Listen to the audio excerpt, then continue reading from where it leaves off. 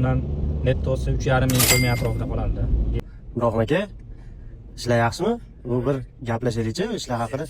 Charchamayapsizmi? Rahmat. U qanaqa qilib mana Yevropaga keldingiz? Nima ishlar qilyapsiz? Yevropaga Slovakiya vizasi bilan keldik, 4 oylik рабочий viza. Yevro taksi qilyapmiz endi o'zimiz kasbimiz 5 yildan buyon.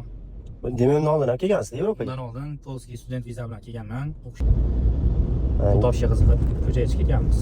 Aha. Gap yo'q. Aka, u Yevro taksida pul topish qanaqa soqqalari? Yaxshi, yomon emas, mehnatga yarasha. Kami 10 soat yo'l yuramiz mashinada. Polshadan Gollandiya, Belgiya, Germaniyalarga odam tashiymiz. Yevropa bo'ylab. Yevropa bo'ylab o'z birodarlarimiz. Soqqasi qanaqa soqqasi? Eng qiziq joyi. Soqqasi to'g'risini aytsam, Oyiga aytaylik. 5,000 6,000 brutto tushadi yevroda. Undan endi yemoq-ichmoq bor, yo'l pullari bor, mashinaga rasxod bor. Undan nettosi 3,5 ming so'm atrofida qoladi.